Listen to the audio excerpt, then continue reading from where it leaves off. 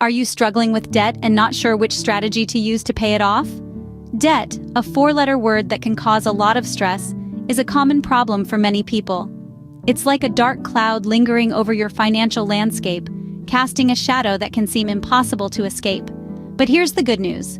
There are effective strategies you can use to manage and eliminate your debt. There are several methods to consider when tackling your debt. Today, we're going to focus on two popular strategies: the Debt Snowball and Debt Avalanche methods. Both of these methods have their pros and cons, and they work differently, so it's important to understand the mechanics of each. The Debt Snowball method is all about momentum, while the Debt Avalanche method is about efficiency. Whichever method you choose, the key is to stick with it until your debt is fully paid off. Understanding the difference between these two methods and choosing the right one for your situation can make a significant difference in your financial future. First, let's dive into the Debt Snowball method. The Debt Snowball strategy, as the name suggests, involves starting small and gaining momentum. It's like building a snowball. You start with a handful of snow, and as you roll it around, it gathers more snow and grows bigger and bigger. The same concept applies to your debt. Start by focusing on your smallest debt. Pour as much money as you can into paying off that little debt while maintaining the minimum payments on your larger debts.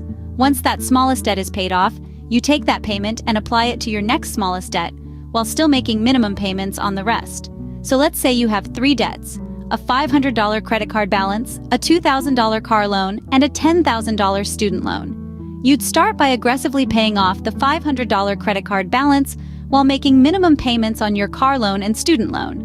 Once the credit card debt is gone, you take the money you were using to pay that off and apply it to your car loan.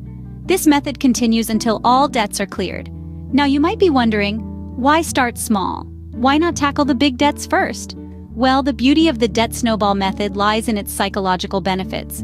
It's all about motivation and momentum. The quick win of paying off a small debt gives you a sense of achievement and motivates you to keep going. It's like ticking off items on a to-do list. The more you tick off, the more motivated you become to finish the list.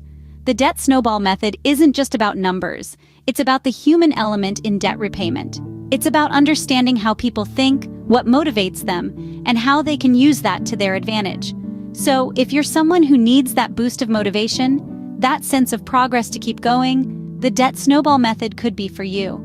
It's about celebrating those small victories on the way to your larger goal. The Debt Snowball method can provide quick wins, helping you build momentum as you tackle your debt. Now, consider the Debt Avalanche method. The Debt Avalanche method is another popular strategy for paying off debts, but it takes a different approach from the Debt Snowball method.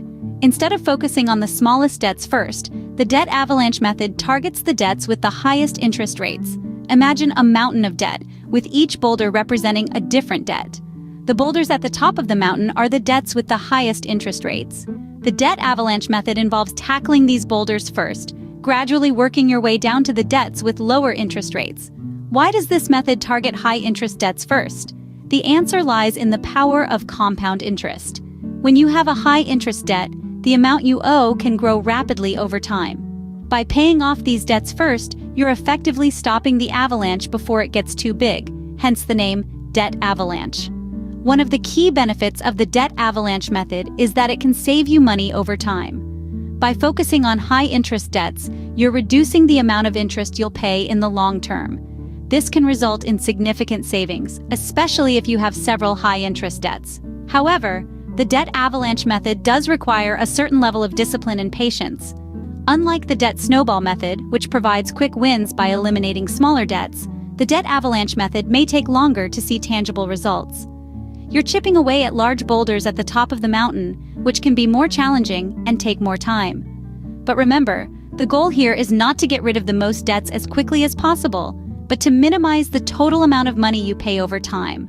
For those who are disciplined and patient, the Debt Avalanche method can be a more cost-effective approach to debt repayment. The Debt Avalanche method can be more cost-effective in the long run, but it requires discipline and patience. So, how do these two methods stack up against each other? Let's take a closer look. Both the Debt Snowball and Debt Avalanche methods are effective ways to tackle debt, but they each have their own unique advantages and drawbacks. Let's break it down. The Debt Snowball method, where you start by paying off your smallest debts first, is great for folks who appreciate quick wins. It's all about momentum. As you cross off those smaller debts from your list, you'll feel a sense of accomplishment that can keep you motivated to press on. However, this method might take a bit longer, and you could end up paying more in interest over time, since your larger debts with higher interest rates are left for last. On the other hand, the Debt Avalanche method, where you focus on paying off your debts with the highest interest rates first, can save you money in the long run. By tackling those high-interest debts first, you're reducing the amount of interest you'll pay over time. But patience is key here.